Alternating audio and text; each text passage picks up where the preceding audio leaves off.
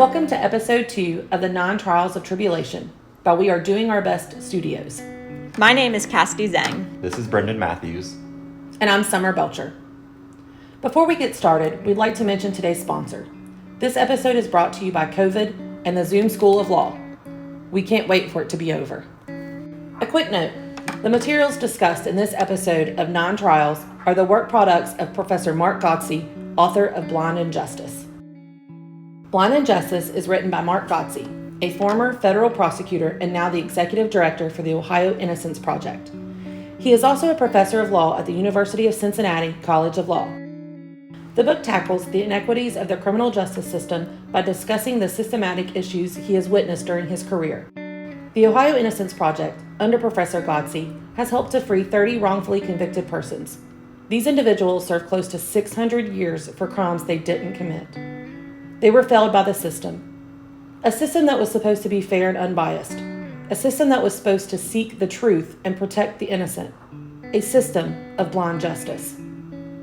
The main issues discussed by Professor Godsey in Blind Injustice are denial, ambition, bias, memory, intuition, and tunnel vision.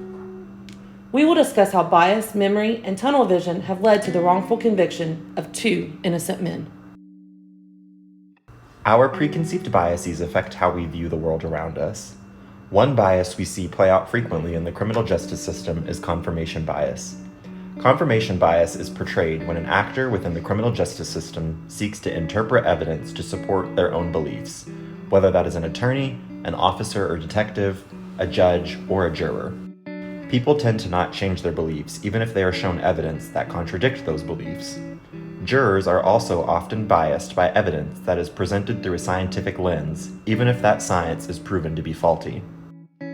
As a direct concept pulled from Blind Injustice, Professor Godsey notes that as a prosecutor, he routinely told experts what outcome he needed to help his case, or even to obtain a conviction. In the criminal justice system, detectives will usually believe witnesses who give statements that match their own beliefs. Another form of bias that permeates the criminal justice system is racial bias. It is no secret that our criminal justice system is inherently biased against people of color, particularly if the defendant is a person of color and the plaintiff or the victim is white. Both are prevalent in the Flowers and Ellis cases. Human memory is much more malleable than most people give it credit. Memories that we are certain are correct turn out to be different when you speak to someone else who will also witness the event. In fact, the greatest cause of wrongful convictions is faulty eyewitness identification. This is caused by errors in human perception and recall of events. People want crime solved and they want retribution, leading witnesses to be more susceptible to outside information or suggestions. Witnesses can then change their stories multiple times due to memory issues and recall bias. Chapter 5 of Blind Injustice delves into how memories can change to line up with what we want to believe. Part of the reason our memories change is because we constantly edit them in our subconscious. Another reason we alter our memories is because of cognitive dissonance. As Leon Festinger said, humans are uncomfortable with memories or facts that are inconsistent with their positive self-image or with their beliefs and behaviors. Therefore, we alter our memories to better fit the theories we want to believe about ourselves and others. Human memory is also susceptible to misattribution, or when our minds blend past memories together or fill in missing gaps with information we receive from other sources without us knowing it. Because human memory is so malleable, eyewitnesses have come to be understood as notoriously unreliable. Many wrongful conviction cases hinge on the fact that innocent people were misidentified by witnesses, or their memories have been contaminated with information they received from the police or TV. An example of this would be if an eyewitness to a crime saw a mugshot of the alleged perpetrator on TV and noticed he had shoulder-length hair.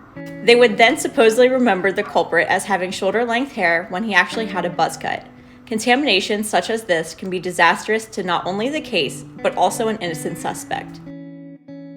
A final area of memory we would like to highlight are false confessions, specifically coerced-compliant false confessions. A coerced-compliant false confession occurs when a suspect in an investigation falsely confesses to a crime under police pressure, despite knowing they are innocent. In these types of confessions, the suspect does not construct false memories during interrogation. Coerced compliant confessions can also happen to witnesses. When people are under intense pressure from the police and have been subjected to hours of interrogation and even threatened, they may be willing to agree with whatever they're being told in order to get it to stop. Coerced compliant confessions played a large role in both Curtis's and Sean's convictions.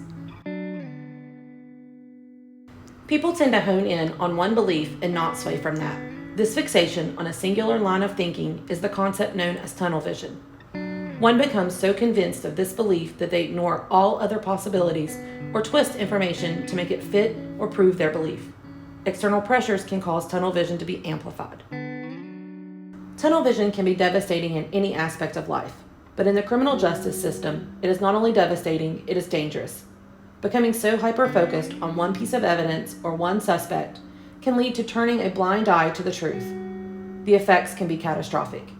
An innocent person may be robbed of their liberty and even their life.